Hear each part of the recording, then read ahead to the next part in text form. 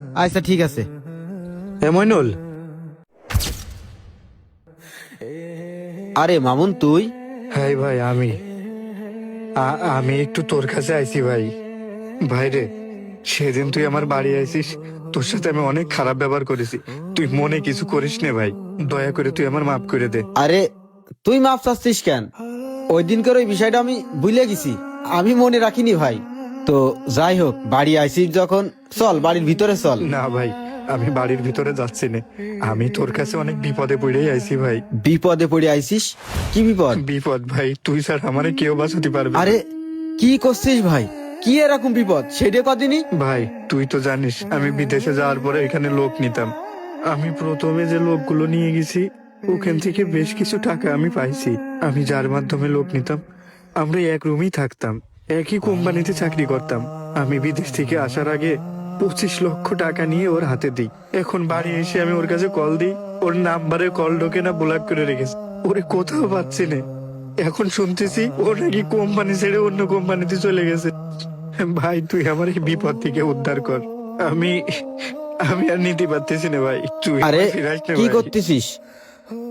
ভাই শোন, তুই যখন বিপদে পড়ে আমার কাছে আইছিস, বাড়ির কাজ করানোর জন্য যে টাকাগুলো রাখিছি ওই টাকা আমি তোরে দিয়ে দিচ্ছি। ওই টাকা দিয়ে আপাতত তুই বিপদ মুক্ত হ, এটাই আমি চাই। তবে তোর একটা কথা করছি ভাই, শোন। তুই বিদেশে যাওয়ার পরে তোর কিছু টাকা হয়েছে, তোর ভিতরে পরিবর্তন চলে আসছে। তোর একটা বার বোঝা উচিত ছিল। তোর ওই বিদেশে যাওয়ার জন্য তুই যখন টাকা পাচ্ছিলি নে, আমি আমার মার গহনা বিক্রি করে ওই সময় তোরে টাকা দিলাম। হঠাৎ করে মানুষের টাকা পয়সা হয়ে গেলি, এই সমাজে যারা গরিব অসহায় মানুষ আছে এগেরে মানুষ মনে করে না। যে তোর খারাপ সময় উপকার করেছে তার সাথে কোনোদিন বেইমানি করিস নে। মনে রাখিস, ওই আল্লাহ একজন কিন্তু উপরে আছে, সে কিন্তু ন্যায় বিচারক। তুই আমার সাথে যে কাজটা করেছিস ওই আল্লাহ তো দেখেছে।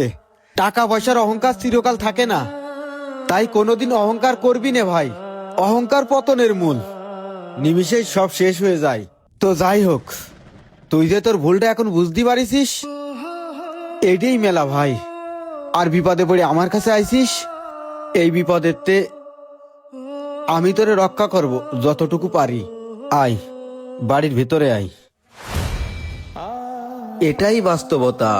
লোভ এবং অহংকার দুইটাই মানুষের জন্য ক্ষতিকর। লোভ মানুষের বিবেক কেড়ে নেয়, আর অহংকার মানুষের মনুষ্যত্বকে অন্ধ করে দেয়। ভিডিওটি কেমন লাগলো অবশ্যই আপনার মতামত জানিয়ে একটি শেয়ার করে দিবেন। ধন্যবাদ।